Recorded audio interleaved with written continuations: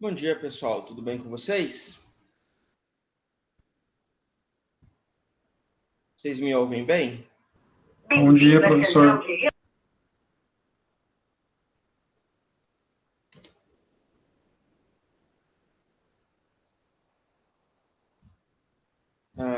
Deixa eu só fazer uma configuração aqui.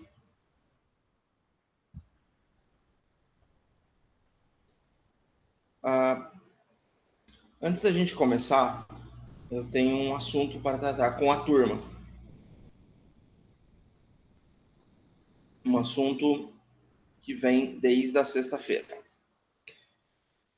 Na última sexta-feira, eu recebi um comunicado informativo ao docente. Veio no meu e-mail um recado, um comunicado em nome da turma de Direito Matutino, no qual existe um certo questionamento aos meus métodos de aula, principalmente questionando a eventualidade da forma como eu conduzo as minhas aulas, não me atendo à ementa da disciplina e tergiversando demais nossas aulas. Para quem estava no primeiro dia de aula, vai se lembrar que eu deixei muito claro, desde o primeiro dia, que eu pauto o meu trabalho como docente numa visão humanística e uma visão holística do direito. Eu trabalho com a construção teórica do direito, não com a construção técnica do direito.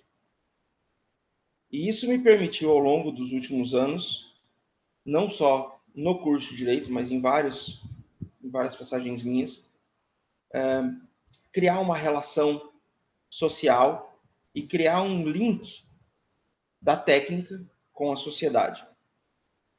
Eu não sinto muita necessidade de falar de toda a minha experiência de vida, mas eu gostaria de dizer aos senhores que isso que eu faço, forma como eu trabalho na cadeira de docente, não foi eu que criei e não fui eu que resolvi fazer.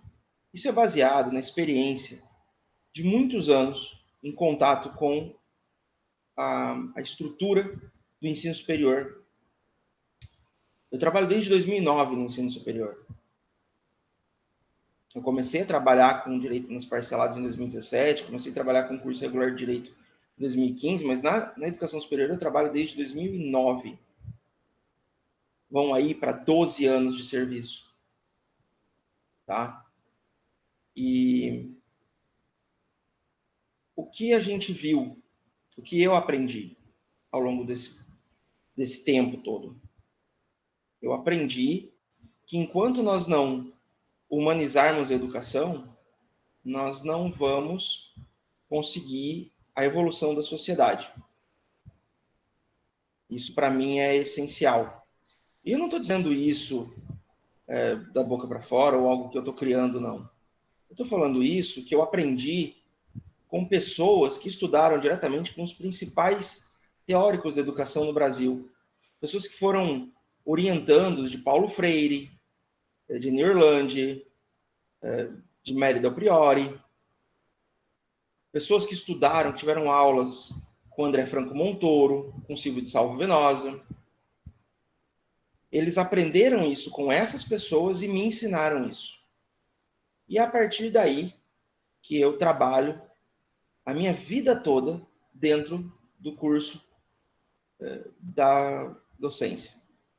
A ideia sempre foi uma formação, como eu disse, holística, uma visão humanista do direito, em que o apego a coisas como ementa e tecnicidade ficam relegados ao segundo plano. Só que nesse comunicado, em que alguns colegas se colocam como representantes da turma, esse comunicado expõe a preocupação com os conteúdos ministrados, com a abordagem do que foi proposto na ementa do curso e ao que se encontra nas apostilas disponibilizadas no SIGA. Lembrando que, como foi dito também no primeiro dia de aula, a nossa disciplina ela está encaixotada com outra disciplina, o que reduz a nossa carga horária. Então, as apostilas não são a base para a aula. As apostilas são, muito claro especificamente, como material complementar. Porém, diante da insatisfação da turma, eu não vou questionar, eu não sou o dono da verdade. Eu apresento uma forma de trabalho. Não quer dizer que é a única forma como eu saiba trabalhar. Então, diante disso, eu decidi que eu vou alterar o meu modus operandi de trabalho. Conforme solicitado e requerido pela turma, eu vou me ater à ementa, me ater a conteúdos pragmáticos, me ater a uma situação de facilidade, uma situação em que o pensamento é fechado. Não é o que eu gosto de trabalhar, mas eu também não vou ao encontro de um conflito com uma turma. Não é o meu objetivo aqui, nunca foi. A razão da insatisfação da turma, eu altero o meu modo de trabalho, não tem problema nenhum. Diante disso, eu gostaria de informar que a partir de hoje nós nos ateremos especificamente ao conteúdo presente na ementa, ainda que não haja possibilidade de eu não discutir questões teóricas, quando a gente trata, por exemplo, de direito e ideologia, tá?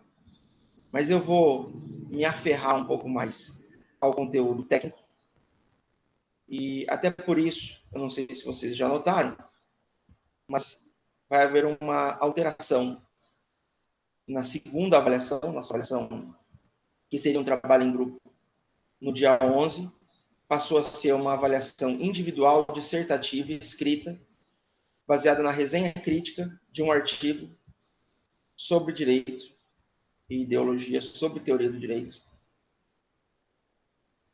que eu já disponibilizei também no SIGA.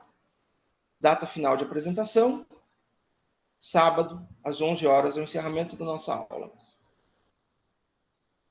11 horas de Cuiabá, para que se evitem problemas de horário. Trabalho escrito.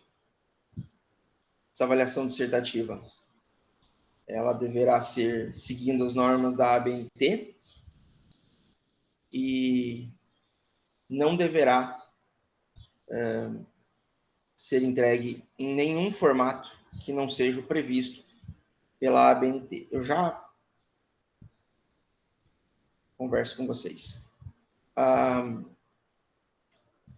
Serão pontuados vários quesitos, como coesão, coerência, lógica, sistemática, argumentação, além de redação, ortografia e gramática. Todos os trabalhos serão devidamente analisados com o aplicativo antiplágio, que não só vai considerar aquilo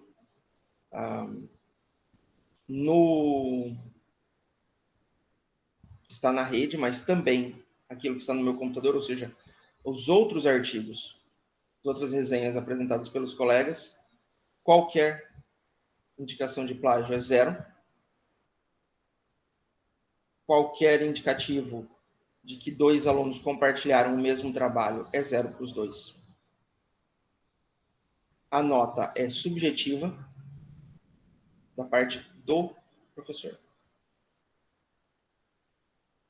Quanto à questão da ABNT, metodologia científica, além disso, as normas técnicas estão disponíveis na rede. Vocês são alunos universitários, vocês têm que buscar isso. Ok? quanto à eventual correção de prova, a prova vai ser disponibilizada, os resultados finais, as respostas corretas serão disponibilizadas. Já devem ter sido disponibilizadas, cabe a vocês agora procurarem. E se houver alguma incongruência que vocês considerem, me procurem posteriormente para a apresentação de erros de forma individual. Também, no mesmo sentido, para que a gente possa manter essa mesma linha de sobriedade a partir de agora, nós iremos encerrar o grupo. O questionário já está finalizado, as respostas podem ser visualizadas. Nós vamos encerrar o grupo de WhatsApp, já que não é uma ferramenta oficial, a ideia era só proporcionar um bate-papo maior. A ideia era a gente poder trocar umas ideias. E então nós vamos nos ater à comunicação oficial por e-mail institucional, que, como a Maria Natália solicitou, está disponibilizado. E também via cigarro. Sim, acho possível. Vocês têm 3 dias e meio para fazer. Quarta, quinta e sexta. E sábado pela manhã. Eu já fiz desenho em menos tempo do que isso. 3 dias é tempo suficiente. Não, Amanda. Na verdade, existem 3 formas de resenha. Resenha de fichamento, resenha de resumo e resenha crítica. O que eu quero é uma resenha crítica, onde vocês vão analisar a obra, vão apresentar um pequeno resumo dessa obra e depois vão fazer uma análise crítica desse artigo com as suas palavras. Então, não tem. Basicamente, o que é exigido são título, indicação do autor, né? No caso, vocês, indicação da obra e resumo da obra resenhada e depois um capítulo dedicado à análise crítica. Oswaldo, você havia levantado a mão? Eu vou abrir o microfone para você. Bom dia, professor. Bom dia, colegas. Era com relação a exatamente a Amanda comentou aí das normas da BNT. Nós não tivemos ainda essa disciplina, apesar que a gente pode pesquisar na internet, né? Mas Só um pouquinho, porque nós não passamos por essa disciplina. E com relação também à quantidade de linhas, que eu não consegui perceber na solicitação do senhor.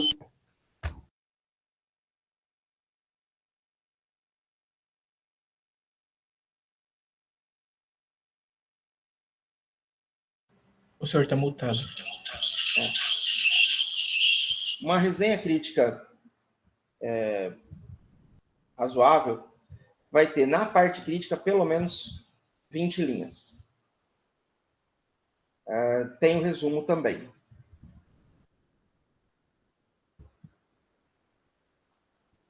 Vinte linhas, professor? Deixa eu só fazer uma alteração.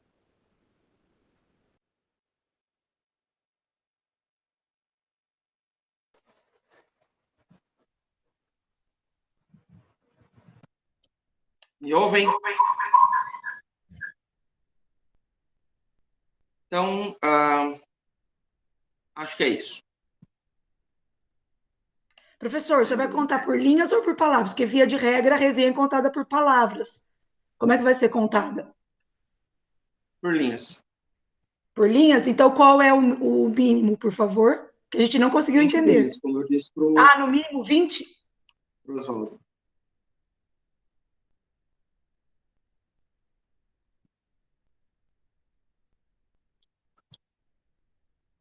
Certo, pessoal? Então, dando continuidade,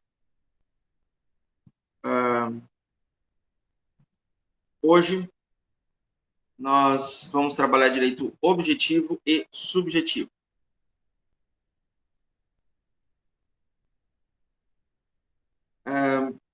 Quando a gente trabalha o direito, quando nós trabalhamos o conceito de direito, nós dividimos o direito em vários aspectos diferentes, várias formas diferentes, várias, de certa forma, modalidades diferentes.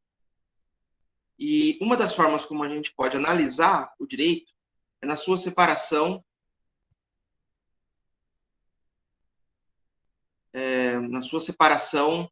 de direito objetivo e subjetivo, que é uma das formas como eles vão atuar, a forma como ele vai ser apresentado, digamos assim, à sociedade, a forma como ele se relaciona com a sociedade.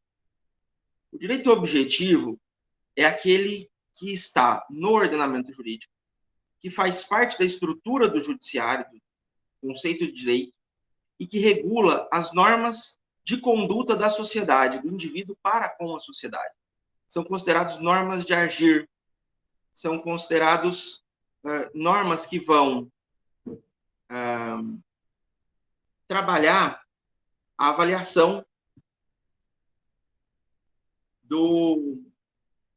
da sociedade como um todo. Essas normas de agir, elas trabalham com a regulamentação abstrata, né, aquela previsão abstrata que está no código, que está nas leis e que será utilizada, no caso concreto, pelo operador do direito, seja ele magistrado, parte, advogado ou promotor. É essa norma de agir que regula o andamento da sociedade. Então, basicamente, o que a gente pode considerar como direito objetivo são as normas que existem. No caso do Brasil, que trata com direito positivo, são as leis. E por leis, aí eu falo no sentido genérico, falo no conceito abstrato da lei, não o conceito estrutural e regulatório de lei. Então, essas leis, essas normas de conduta é que vão regular. A partir daí, você tem situações como matar alguém, pena 6 a 20 anos, ou somente poderão se casar aqueles que sejam considerados plenamente capazes, é previsto no Código Civil. São as normas que vão reger, propriamente dito, a sociedade. Esse é o direito objetivo. Ele tem a ver com a relação, a materialização do direito das normas sociais dentro de uma esfera jurídica. São essas normas que regulamentam toda a conduta, começando pela Constituição Federal e se encerrando nas portarias, normas, decretos e nas normas infraconstitucionais de um modo geral. Já o direito subjetivo, ele diz respeito não à norma, mas a uma forma como a sociedade vai se relacionar com esse direito.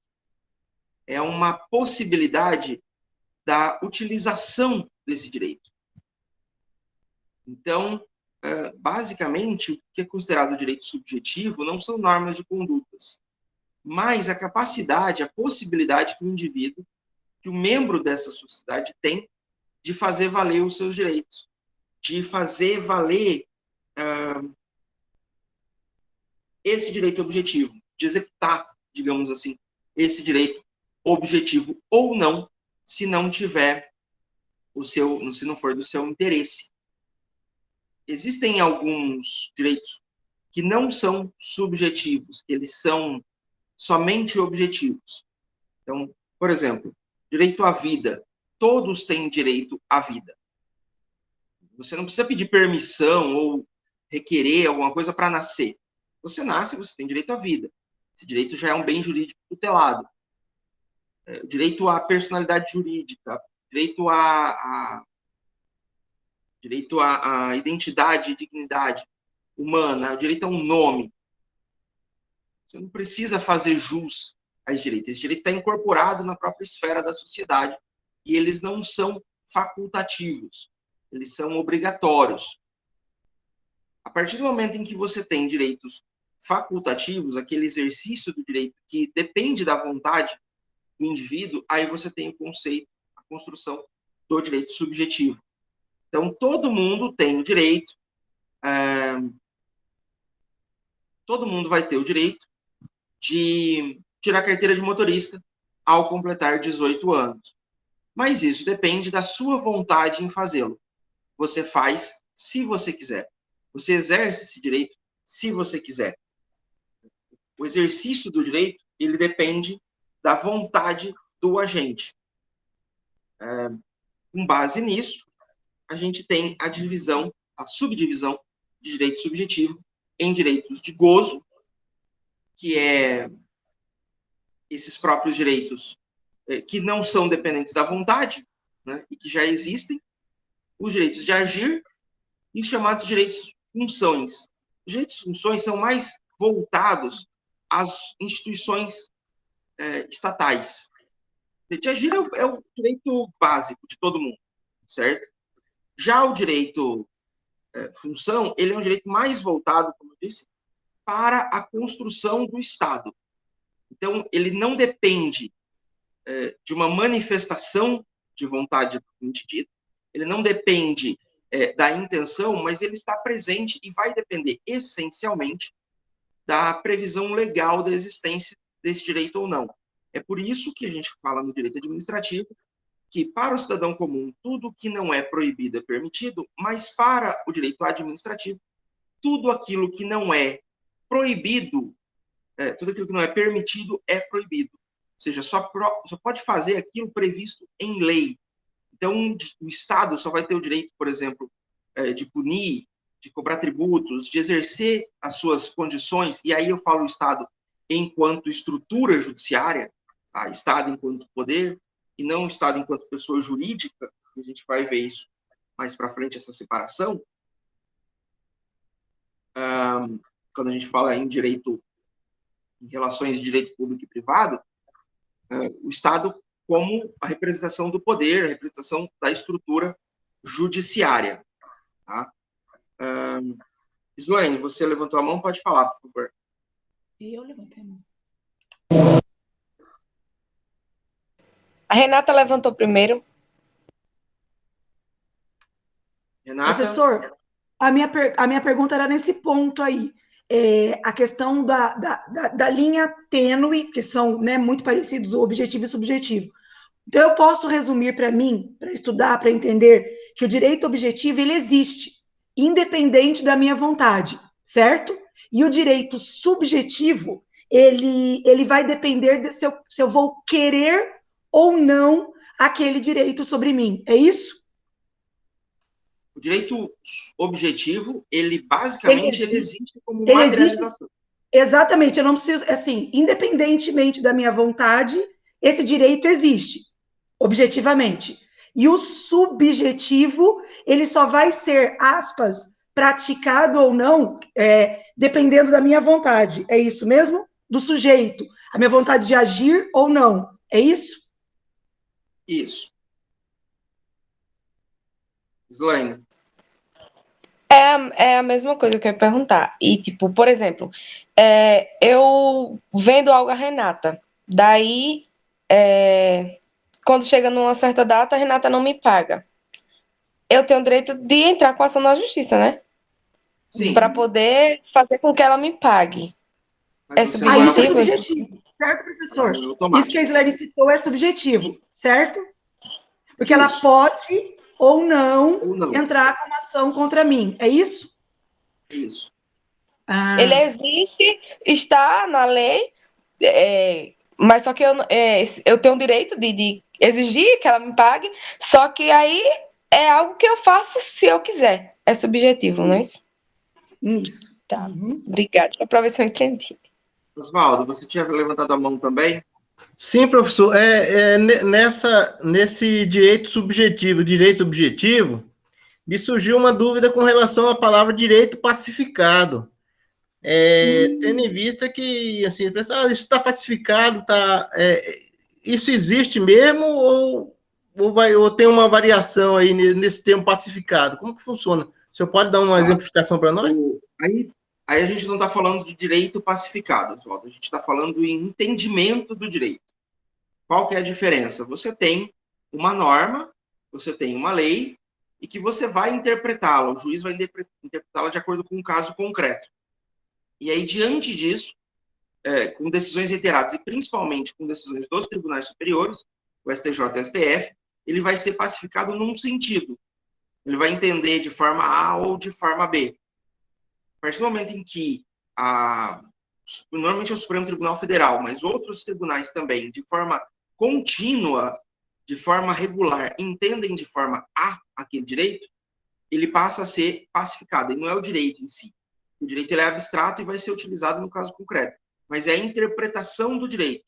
Mas esse entendimento ele só vai ser pacificado, só vai ser aplicado de acordo com determinadas condições.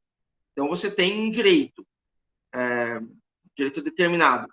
E aí você tem, dentro desse direito, determinadas condições que, se cumpridas, vão ser entendidas da forma A. Se não cumpridas essas condições, ele pode ser entendido da forma A ou da forma B. Pode gerar um outro entendimento, pode gerar uma outra condição. Então, vai depender das circunstâncias presentes no caso concreto. Então, o direito ele é abstrato, ele é genérico, a lei é genérica, e vai ser aplicada depois ao caso concreto, de acordo com o entendimento do magistrado.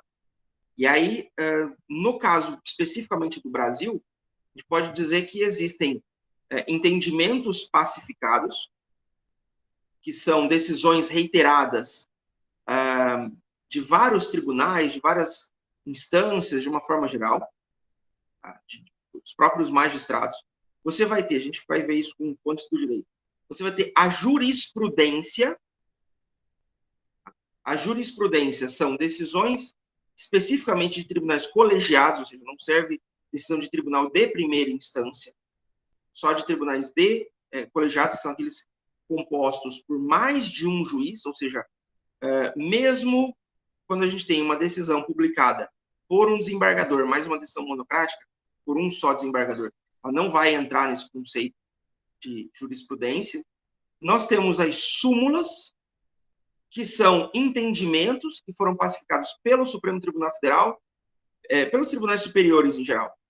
Súmulas do STJ, STF, TSE, TST, Tribunal Superior do Trabalho, que vão, aí sim, orientar de uma forma mais objetiva, elas viram quase, mas não obrigatoriamente, leis, eles não precisam necessariamente seguir, se os magistrados entenderem que há uma divergência, aquilo que foi pensado na construção da súmula e a situação concreta que ele está julgando, essas condições, e existe a súmula vinculante. A súmula vinculante é uma coisa mais recente, ela está prevista só para o Supremo Tribunal Federal, é o único que pode emitir súmulas vinculantes, e aí essas vinculam, essas obrigam, tem basicamente valor de lei.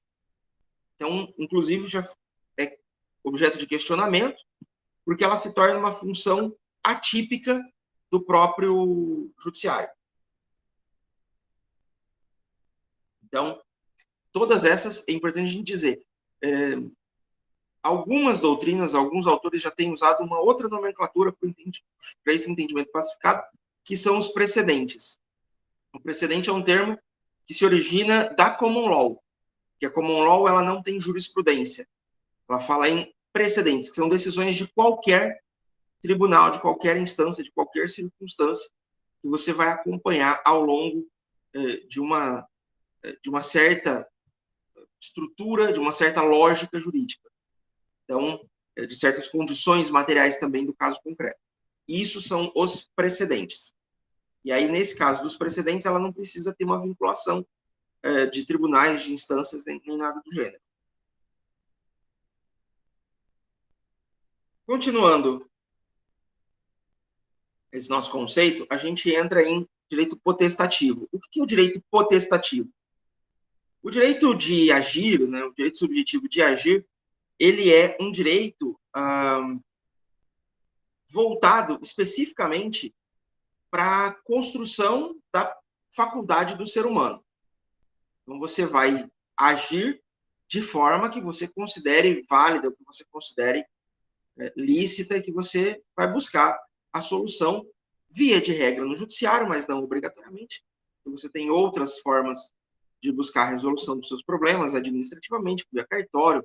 Agora, tem as câmaras de conciliação que estão se desenvolvendo ao longo do Brasil, tá? Da última reforma, nossa publicação do novo Código de Processo Civil, que prioriza a conciliação e a mediação, mas você vai buscar essa solução.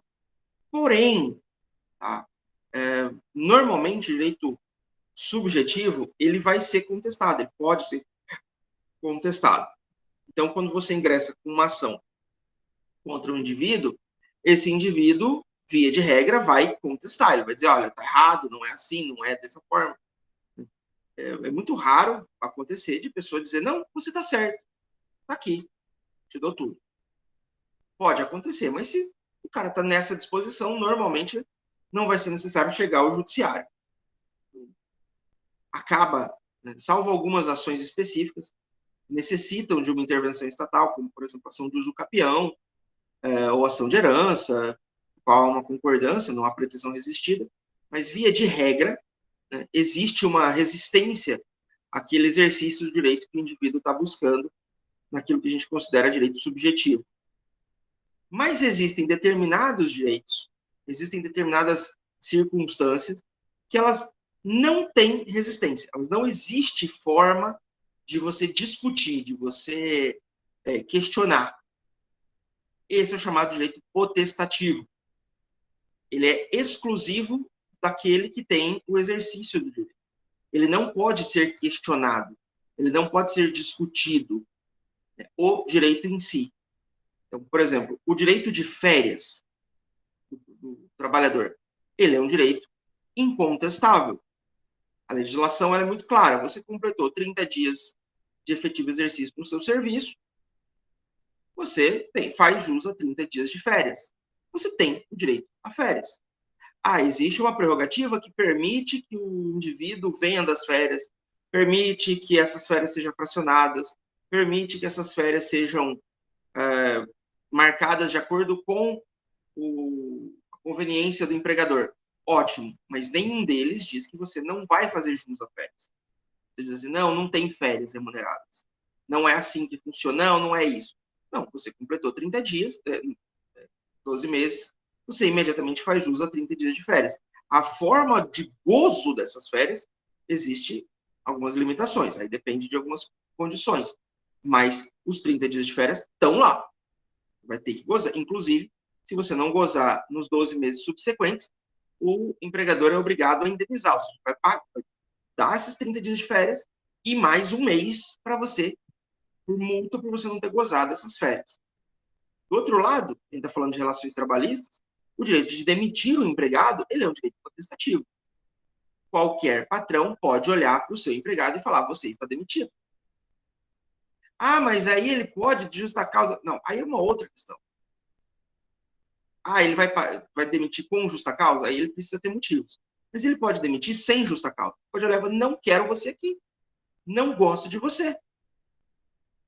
Você, sei lá, é feio. Isso é um motivo. Existem limitações quando a gente fala em questões sociais, por exemplo. Vou demitir porque ela é mulher. Tá? Ou vou demitir porque é negro. Isso é racismo. Isso é preconceito. Mas vou demitir porque não quero ele. Esse é o grande problema hoje, inclusive, de discutir discriminação.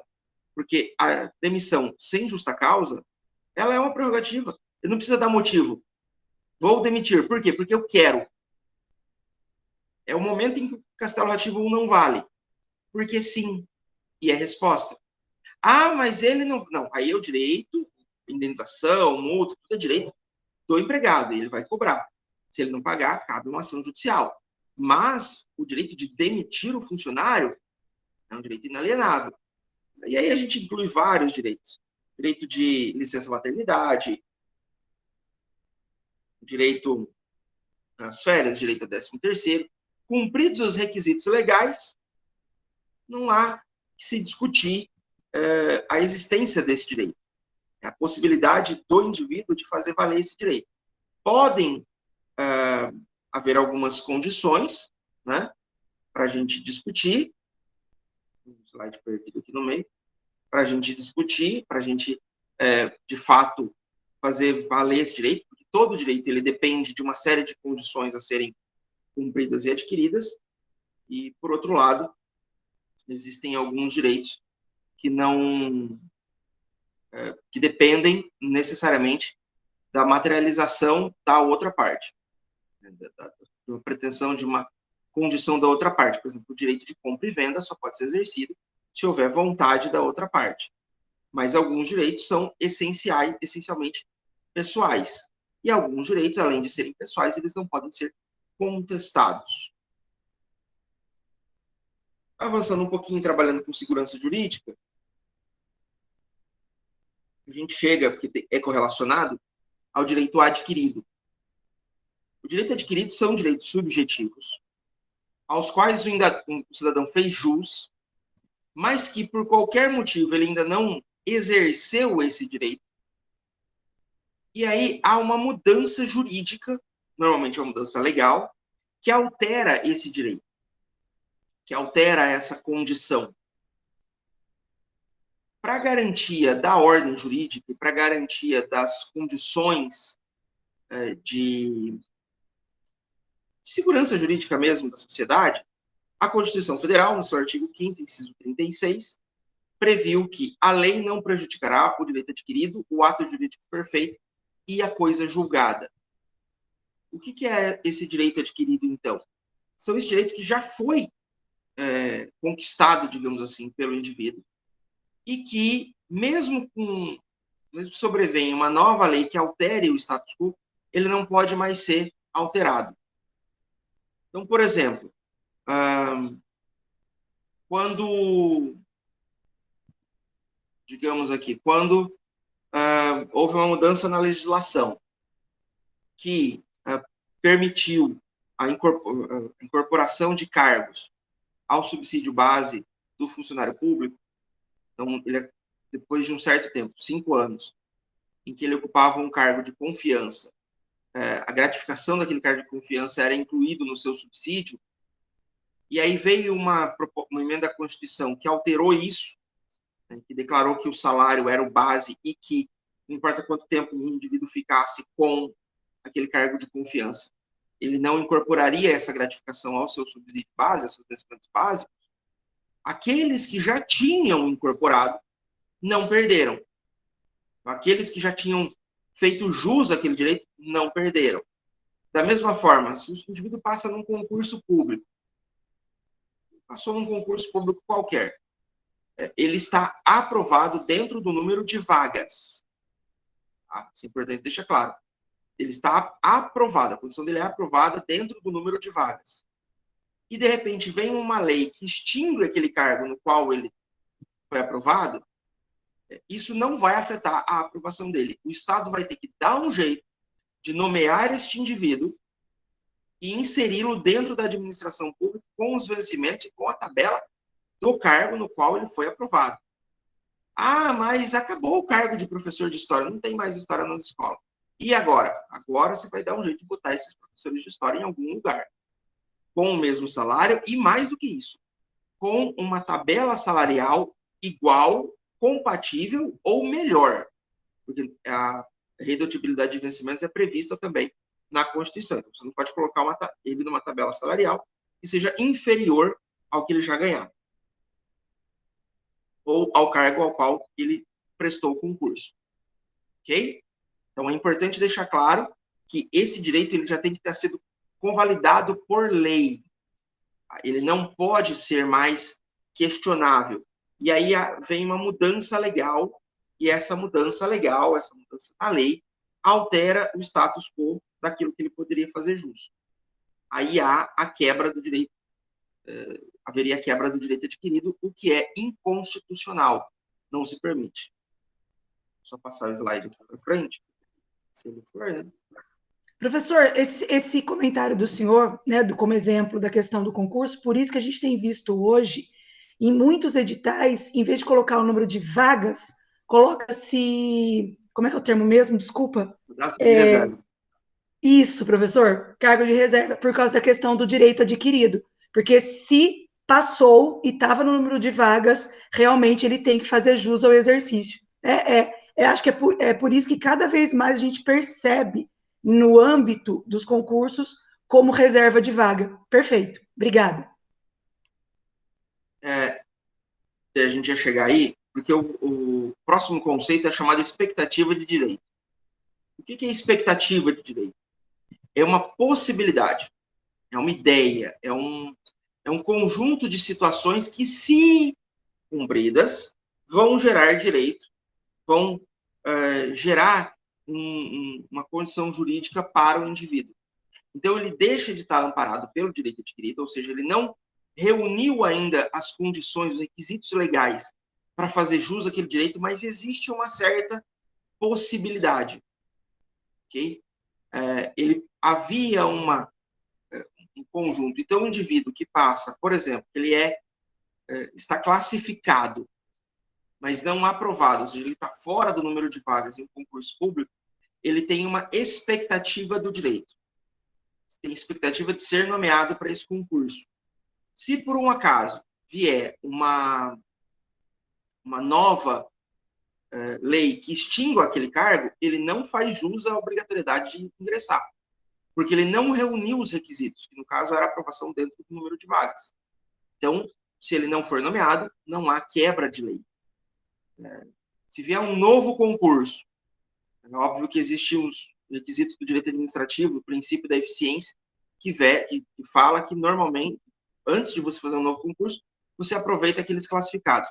Mas, por qualquer motivo, o Estado tem um bom motivo para fazer um novo concurso, seja para uma mudança na perspectiva, uma mudança de requisitos para ingresso, o que seja. Ele faça um novo concurso e deixe de valer aquele concurso anterior no qual ele está classificado, também não há quebra constitucional. Ele não é obrigado, o Estado não é obrigado a incluí-lo, porque não houve a reunião dos requisitos necessários. Porém, a lei, né, a Constituição, a jurisprudência, eles já entendem que a expectativa do direito é um instituto legal que deve ser preservado. Como eu disse, o Estado resolve fazer um novo concurso só por fazer. Só porque ele não quer usar o concurso do governador anterior, por exemplo. Nesse caso, a expectativa do direito ela deve ser respeitada e o judiciário pode ser acionado pela questão do princípio da eficiência. Existe também, no direito civil, a promessa de compra e venda. A promessa de compra e venda é uma expectativa de direito. Você faz jus, você questiona e você se vincula, mas pode não acontecer.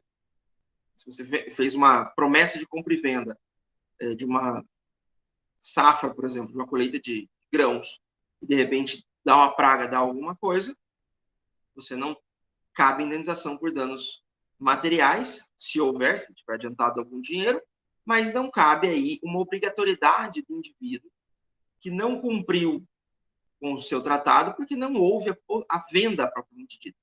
Você só pode vender aquilo que você tem em mãos. O resto é promessa de compra e venda. Então, a expectativa do direito, ainda que prevista já legalmente, ela não gera direito. É só uma expectativa, é só uma esperança, uma ideia que pode ou não se convalidar.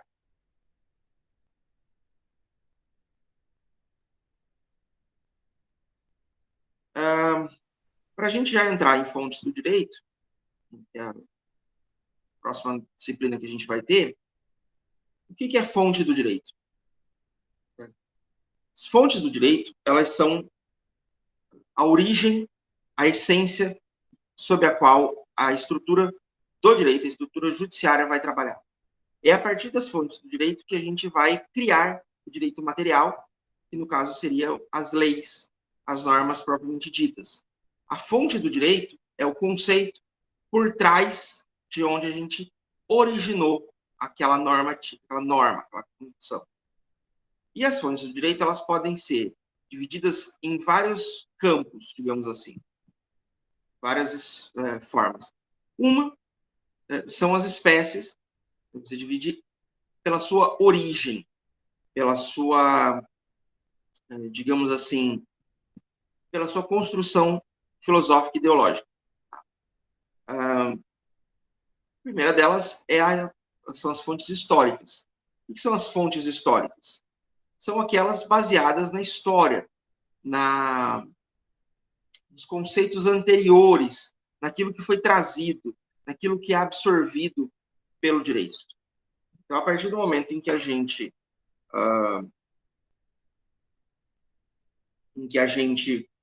vai evoluindo enquanto sociedade, a sociedade vai criando uma história, e aí essa criação de história vai criando também normas e conceitos que vão sendo aproveitados pelas novas gerações, não só sociais, mas também legais. Quando a Constituição Federal diz que são símbolos nacionais, entre outros, a bandeira nacional, que não foi criada em 1988 pela Constituição atual, ela traz aí uma fonte histórica. Ela traz uma bandeira que surge ainda na Primeira República e que traz, né, em seu gojo, em sua essência, ainda as cores imperiais, as cores da família imperial, que é o verde e o amarelo. As fontes materiais são fatos que surgem, que se originam da sociedade. São as normas sociais propriamente ditas e que vão fazer valer as condições. Basicamente, vão ser os costumes, aqueles usos que a gente tem normativamente e que se tornam regras dentro da sociedade. E, por fim, a gente define como espécie de fonte do direito as fontes formais, que são as normas propriamente ditas, que é a materialização, a positivação, né, esse slide está, foi feito um erro na digitação, nas fontes materiais, que são as fontes formais, que são a lei propriamente dita. Aqui, na verdade, são fontes diretas.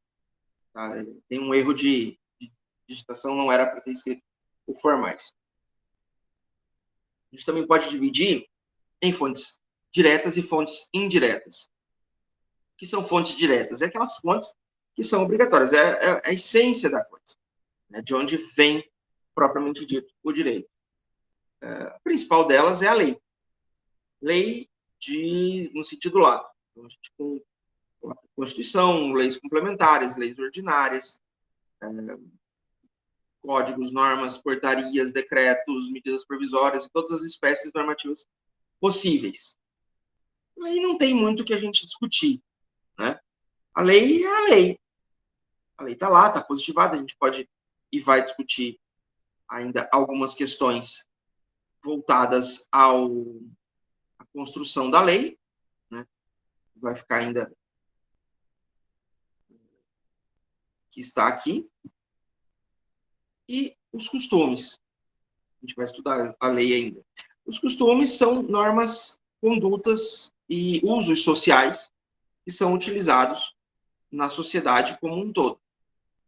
São oriundos de um conceito de grupo social, um grupo que tem que respeitar a vontade da maioria, não um grupo que respeite condições inferiores. A lei, como eu disse, no caso do direito positivo, é a materialização. Ela, eu já disse, ela traduz aquilo que a sociedade entende como correto, baseado nas eleições. Na votação, ela é, via de regra, criada pelo Poder Legislativo, salvo algumas exceções, algumas situações específicas e pontuais, né? E ela traz a essência da sociedade e como ela vai reger. De acordo com a tese kelseniana, que baseia nosso direito, a lei máxima, né, a norma fundamental, é a nossa Constituição Federal, sendo que, havendo desconformidade da lei infraconstitucional com a Constituição, essa lei infraconstitucional é inválida. E aí eu já disse algumas vezes, mas tem o sentido amplo da lei, que são as normas jurídicas. Lei, como um todo, em sentido estrito, que é a lei. Lei, ponto. Lei se divide ainda em lei ordinária e lei complementar. A lei tem uma hierarquia, ela tem uma sequência na qual ela vai ser condicionada, na qual ela vai ser estruturada. Elas podem ser, inicialmente, normas constitucionais, que é a norma fundamental, a norma essencial, e elas são originárias e derivadas. A originária é aquela promulgada pelo Poder Constituinte. reúne-se a Constituinte, faz a Constituição, isso é norma constitucional originária. Qualquer mudança, alteração, emenda, acréscimo, retirada, qualquer alteração do texto constitucional é considerado norma derivada e baseia-se, então, nas chamadas propostas de emenda à Constituição. As propostas de emenda à Constituição, elas têm um trâmite próprio, um regramento próprio, e elas são necessariamente aprovadas em 2 turnos nas 2 casas do Congresso, por no mínimo 3/5 da população, dos seus membros. As normas de emenda constitucional não estão sujeitas à sanção ou veto do presidente da República. Depois vem as chamadas normas complementares. A Constituição, apesar de muito longa e muito, digamos assim, detalhista, ainda tem algumas questões que deixam de lado, né, alguns pontos para serem legislados depois. Um deles é a questão da renúncia fiscal, que é abordado as questões tributárias, mas abre-se a possibilidade de renunciar a alguns tributos, mas isso vai ser legislado depois. Então vem a norma infraconstitucional chamada lei complementar. Essa lei complementar vai regular essas, digamos assim, brechas ou lacunas que a Constituição deixou. Uma dessas lacunas, que até hoje não foi preenchida, inclusive, é a lei da greve do servidor público. Existe a lei de greve do servidor privado, que está prevista na Constituição, na CLT, mas a greve do servidor público ainda pende de normatização. Depois a gente tem as leis ordinárias. São as leis em geral. As leis ordinárias são aquelas básicas, aquelas que existem, estão lá. Elas podem ser organizadas quando muito longas ou muito detalhadas, ou que abrangem um corpo muito grande de direitos, ou ainda numa situação em que você pode compilar várias leis ordinárias em um único material, você cria, então, um código. Mas códigos, essencialmente, são leis ordinárias. Pelo menos aqueles promulgados, publicados depois de 1988, já que a gente ainda tem em vigor decretos-leis que não existem mais na normatização legal brasileira, que eram normas impostas pelo Poder Executivo, pelo presidente, e que eram ratificadas pelo Congresso depois. Isso não existe mais. Não existe mais decreto-lei. Então, a gente vai entender isso. As leis ordinárias, então, elas regulamentam um conjunto maior de situações. Só um pouquinho, quem fala? É o Maicon. Oi. Mas ainda os decretos, eles podem ser ratificados pelo Congresso, não? E se tornar uma lei? Aí é que está a questão. O decreto publicado, depois que ele é ratificado pelo Congresso, ele passa a ser uma lei. Então, não existe mais o conceito de decreto-lei. É só lei. Os decretos-leis são todos de antes de 1988. No caso, o decreto-lei, como era antigamente, ele já se tornava uma lei, ou não? Oi? O decreto-lei, o que o senhor falou de antigamente, ele já se tornava uma lei. Então, o decreto era publicado um decreto. Esse decreto era ratificado pelo Congresso Nacional e dependendo também do momento histórico que a gente vivia. No caso do Código Penal e Código de Processo Penal, por exemplo, são decretos-leis que foram ratificados por todo o Congresso Nacional, Senado e Câmara. Existiram decretos-leis que já foram revogados, inclusive, durante a ditadura, que não foram revogados por ninguém, não foram ratificados por ninguém, já que até porque o Congresso estava fechado, e houve também situações na reabertura de decretos que se tornaram decretos-leis ratificados só pelo Senado ou só pela Câmara, só por uma das casas, onde normalmente o governo tinha a maioria. Para pacificar isso, hoje, qualquer decreto que seja transformado, seja pacificado. Existem decretos, alguns decretos que são exclusivos da administração direta, que são do Executivo, eles não precisam ser ratificados pelo Congresso. Esses decretos, eles têm caráter administrativo. eles têm caráteres de funcionamento. Então, você decreta, o presidente pode decretar a extinção ou criação de ministérios. Isso depende da vontade dele. Ele tem um limite de cargos que ele pode criar, também criados por decreto. Na Constituição existe um limite de quantos cargos de confiança o presidente pode criar. E aí ele vai criar esse cargo por decreto ou extinguir determinados cargos também por decreto. Ele não pode, por exemplo, por decreto, extinguir ou criar cargos que sejam de provimento efetivo, porque daí você vai estar mexendo com servidores efetivos e estáveis. Aí depende de lei. Se ele faz um decreto, por exemplo, que extingue um cargo efetivo da estrutura administrativa brasileira, esse decreto, em princípio, é inconstitucional. Qual é a solução? Ratificá-lo pelo Congresso. Aí ele deixa de ser decreto e passa a ser lei. Então, o decreto, hoje, ele tem uma figura administrativa. É norma, mas ele é administrativo. Oi, Oswaldo, pode falar. Então, nesse caso, o decreto seria basicamente uma medida provisória, alguma coisa meio parecida, ou tem uma força maior? Tem uma ordem de hierarquia? Então, na verdade, o decreto está abaixo da medida provisória. Enquanto hierarquia de norma, ele vai estar aqui junto com os decretos legislativos. Tá? Que a gente vai chegar nele. Então, o decreto ele é um ato normativo administrativo. Ele serve para a administração. Ele pode ser implementado e revogado a qualquer tempo. Um decreto que cria o Ministério do Skate. É um decreto. Ele faz o que ele quiser. E se ele quiser, não deu certo, então vamos extinguir o Ministério do Skate. Então, revoga o decreto e não precisa passar pela Assembleia, pelo Parlamento. Depois das leis ordinárias vem as leis delegadas. As leis delegadas, elas têm um trâmite inverso daquilo que normalmente tem o trâmite. O trâmite vai para o Senado, para a Câmara, vai para o Senado, aprovado nos dois, vai para o presidente para sanção. Nas leis delegadas, o presidente, ele, antes de criar a lei, ele pede, olha, eu gostaria de criar uma lei. E ele cria a lei e faz todo o trâmite pela presidência para só depois ser aprovado. Mas daí é lei.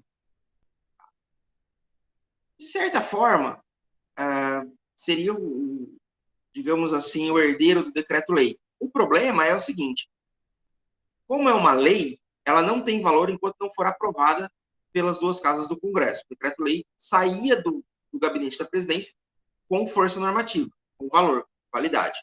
Hoje não. Né? Uma lei delegada, ela é criada pela presidência da República, enviada para o Congresso aprova nas duas casas, e a partir do momento que o Congresso aprovou, e aí é interessante que não tem emenda, você não tem destaque, não pode alterar, o Congresso não pode mexer nessa lei.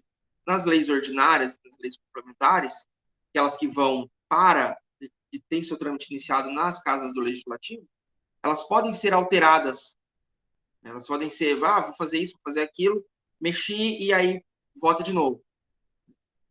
A lei delegada não pode ser alterada, porque ela está sendo votada por um poder, uma casa diferente daquela que a criou, que no caso é o presidente da República. Ele pede, faz, e não, obviamente, por motivos meio óbvios, meio básicos, não precisa de sanção presidencial, né, até porque não tem por que pedir a sanção de algo que foi ele que propôs. Okay? Em regra, leis delegadas não podem ser aprovadas com parte. Elas vão ser aprovadas ou rejeitadas na sua totalidade. Depois vem as medidas provisórias. As medidas provisórias, elas existem especificamente em casos de urgência ou emergência, aquilo que é necessário, é absoluto,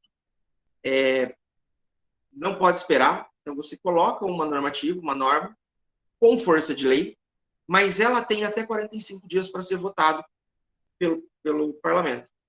Se em 45 dias o parlamento não votar, no 46º dia, o parlamento não pode fazer mais nada se não votar aquela medida provisória. E aí ela perde valor. Ela tem uma vida de 45 dias.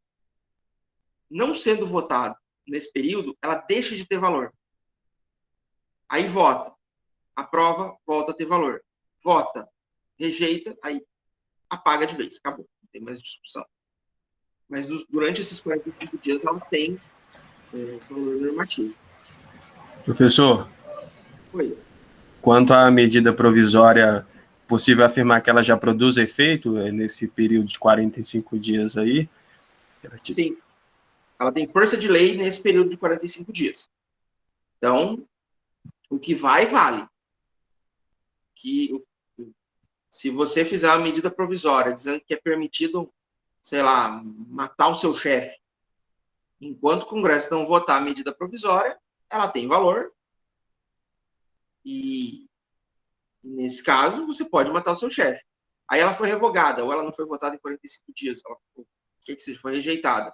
Se você matou o seu chefe nesse período de 45 dias, você não incorreu em crime. É fato a ti.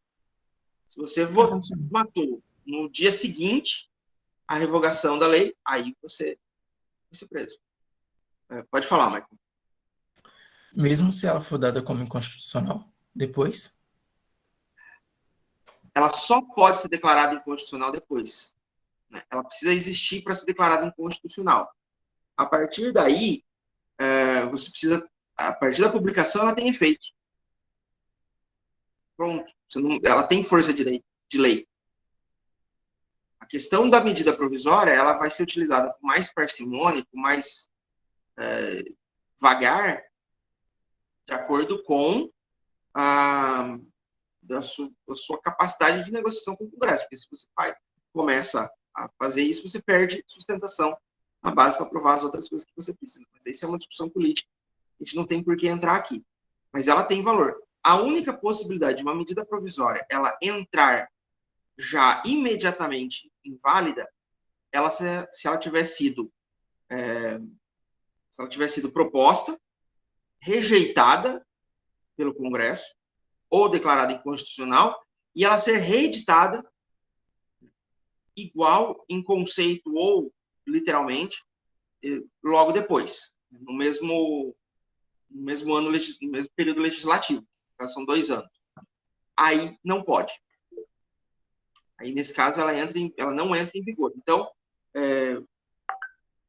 entrei com um pedido, o presidente deu uma medida provisória que permite matar o chefe. Aí ela foi revogada. Provavelmente é isso que ia acontecer. Depois disso, ele vai e tenta de novo. Aí essa já entra totalmente, porque ela já foi rejeitada uma vez. Aí ela não tem valor nenhum. E se você matar o seu chefe sob a vigência dessa lei, aí é crime, porque ela não produz nenhum efeito. Ela entra morta em vigor. Lembrando que, para ser declarada inconstitucional, para haver um conflito de normas, ou ainda para considerar ela como válida ou rejeitar, é necessário o judiciário fazer isso, é necessário que haja uma provocação.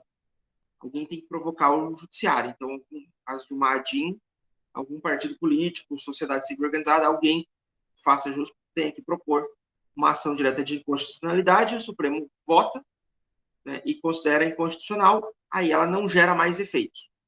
Mas, em princípio, enquanto valer, né, enquanto ela estiver em vigor, salvo se ela tiver sido apresentada já uma vez, ela tem valor. Você manteve a mão erguida, Maicon, ou você quer falar de novo?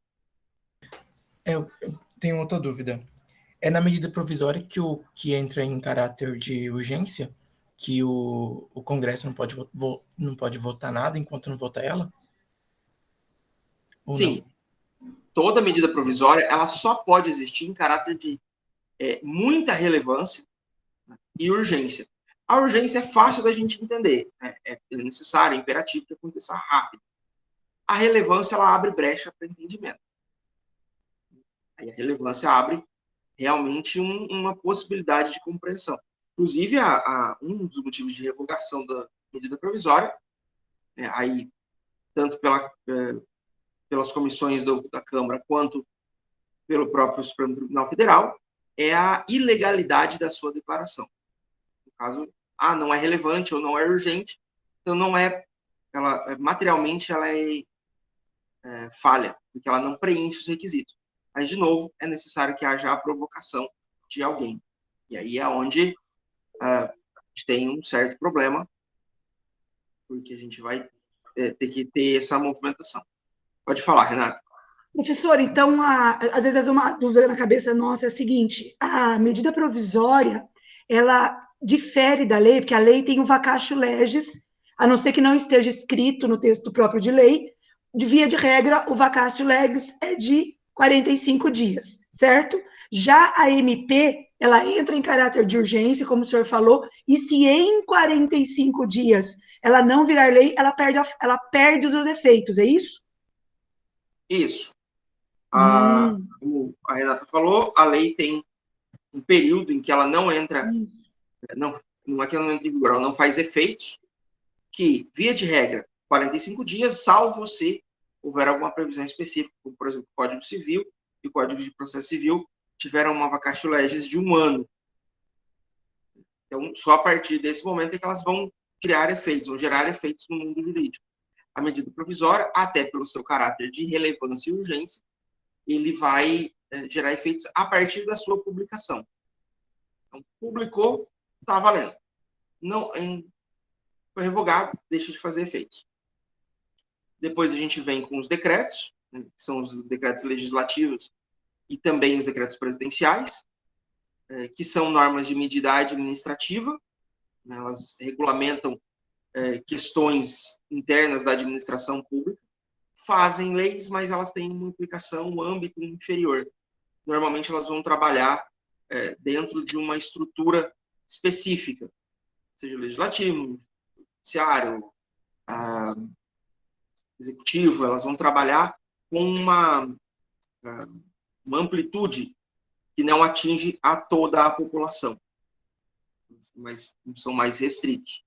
Como eu disse, são decretos que dizem respeito a poder... Agora esqueci a palavra. Mas a capacidade de agir do chefe do executivo ou do chefe do legislativo, ou daquele que propõe esse decreto. Tem uma palavra específica para isso. Mas é a capacidade desses indivíduos. E, por fim, né, no último ponto, vamos ter as resoluções e portarias, que elas são mais localizadas, elas podem ser emitidas tanto pelo Poder Legislativo como um todo, quanto pelo Poder Executivo, pelo Poder Judiciário, mas também vão regular dentro de âmbito mais administrativo, e não tem limitação de quem pode, desde que haja uma autoridade, desde que a pessoa tenha competência e capacidade para definir isso. Por exemplo, a portaria que define quais são as drogas psicotrópicas. Não sei se vocês sabem, mas na lei de tráfico de drogas, na 11343, não existe um rol, uma definição do que é considerado entorpecente ilícito. Isso é feito pela Anvisa e pelo Ministério da Saúde através de portarias que vão alterando, incluindo, ou, mais difícil, mas retirando princípios ativos que são considerados entorpecentes ilícitos. Então, não depende da lei, depende dessa portaria.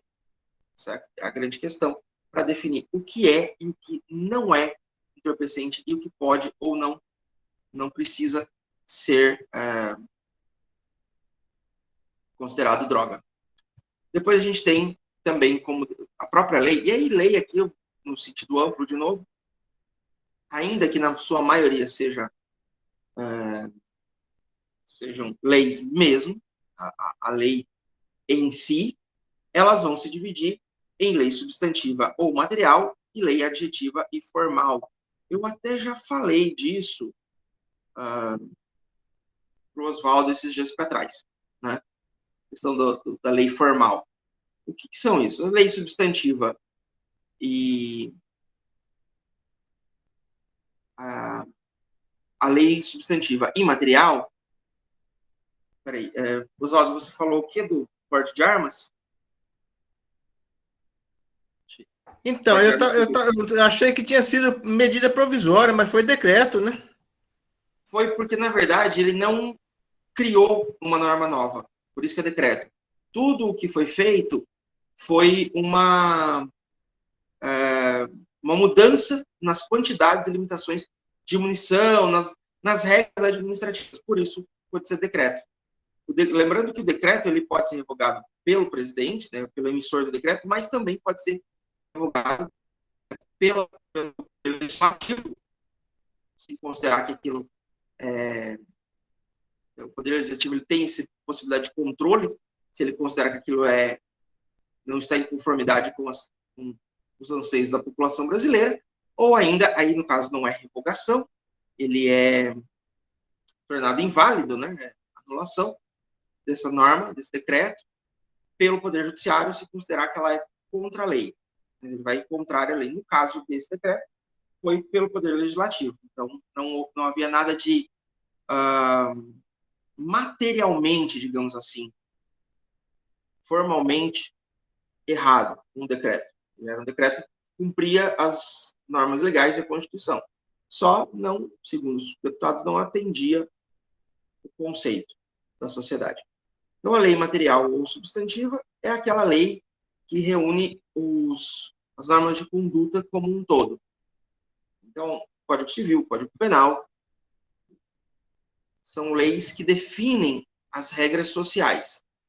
As normas formais ou adjetivas são aquelas que definem os procedimentos para fazer cumprir a norma objetiva, a norma material. Perdão. Então, são os códigos de processo. Todo código de processo, obrigatoriamente, ele é uma lei formal. Então, Código de Processo Civil, Código de Processo Penal, leis de processo trabalhista, porque eles se fixam exclusivamente na forma como você vai dar andamento, fazer jus, vai trabalhar com as questões internas do judiciário, procedimentos.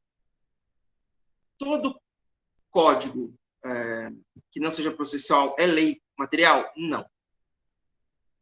Existem também as chamadas leis mistas, que são normas que contêm em seu bojo leis, tópicos materiais, substantivos, e também tópicos formais. Por exemplo, você tendo o Código de Trânsito Brasileiro, ele traz lá um pedaço em que existem as normas de conduta, crimes de trânsito, mas ele também traz normas processuais, a forma como os agentes de trânsito vão atuar, as formas como você pode processar aquilo que pode ser feito vai ser considerado delito de trânsito, e vai ser autuado com multa, e aquilo que é considerado crime, que vai necessariamente ter que ser enviado para o judiciário. Então, essas normas de conduta são normas substantivas. As normas formais, as normas de processo, são normas adjetivas. E aí, você tendo os dois, você tem uma lei mista. Várias das nossas leis são mistas. O CTB, Código do Consumidor, Código de Defesa do Consumidor, leis, acho que, se não estiver enganado, a lei de drogas também. Código Eleitoral. Também é uma lei mista, porque ele traz tanto os crimes eleitorais quanto as formas de processamento. Existem leis, por exemplo, a lei de drogas, ela é uma lei prioritariamente material, porque os pontos formais que ela traz são muito menores. Algumas mudanças, algumas questões específicas, como, por exemplo, forma de processamento, como vai se dar o âmbito, como você define, por exemplo, o que é tráfico internacional e tráfico interno, para definir qual é a competência. Ele inclui uma nova ferramenta que não está no procedimento ordinário criminal, que é a defesa preliminar, que é antes da defesa da resposta à acusação. Então, são algumas condutas, mas é majoritariamente, normas materiais ou substantivas. Mas faz dela uma lei mista justamente porque existem normas de conduta presentes ali.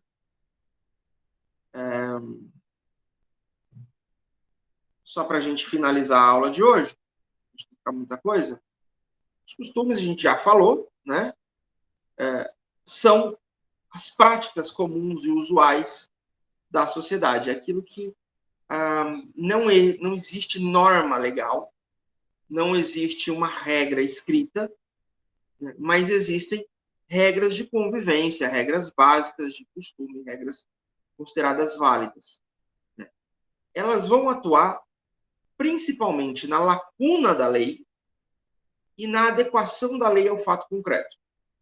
Jamais um costume pode substituir um fato direto, fato claro, previsto na lei.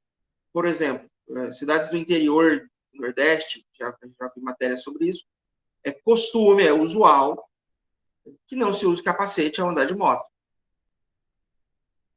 Se chegar um policial lá, meio ideia louca, e resolver autuar todo mundo, vai autuar e não interessa o costume, porque a lei é clara e objetiva, que é obrigatório o uso de capacete ao conduzir motocicletas. É muito comum em estados do interior, do Brasil inteiro, você não usar cinto de segurança. Chega um policial ou chega um agente de trânsito mais pilhado, começa a parar todo mundo e multar. Ah, mas ninguém usa. O problema é seu. Você vai ter que usar, todo mundo tem que usar, porque está na lei. Então, o costume, ele não pode ser superior à lei. Ele vai agir em consonância com a lei. Quando a lei ela é omissa, ou quando a lei ela trata de um modo mais genérico, você tem uma situação mais objetiva, você vai usar o costume para acompanhar, quase que um auxílio à lei. É aquilo que a lei não consegue prever, porque é importante a gente deixar claro que a lei são situações, são previsões da sociedade, condutas que são previsíveis. A partir do momento que você não tem algo previsto, ou não é previsto de forma completa, de forma total, não é previsto dentro daquelas condições que existam ali na legislação, aí você vai entender isso como costume. Ok? Só para a gente finalizar, pessoal, eu vi alguns comentários, o pessoal falou que não conseguem acessar o... pode falar, Oswaldo. Nesse caso, os costumes seriam normas indiretas, professor, ou não tem nada a ver? Não, é direta. Direto também? Direto. O senhor tem algum exemplo de norma indireta para nos falar? Jurisprudência e doutrina, que a gente vai na próxima aula amanhã. Tá ok, obrigado. Só para não ficar muita coisa hoje. Mas as normas indiretas são jurisprudência e doutrina, e aí alguns outros conceitos de normas que estão vindo, que estão na apostila de vocês. De fontes do direito. Sobre a prova, eu vou imprimir, que eu não tenho acesso, eu não sei como ver como aluno, mas em tese eu tinha configurado para que depois do encerramento vocês pudessem ver quais questões vocês acertaram ou erraram. Então eu vou, já que não é possível, eu vou imprimir o meu espelho da prova, que tem as marcações, e disponibilizar no SIGA hoje à tarde. Qualquer dúvida, se tiver algum problema, vocês mandem um e-mail para mim ou uma mensagem dentro do SIGA, ok? Obrigado, pessoal, e até amanhã.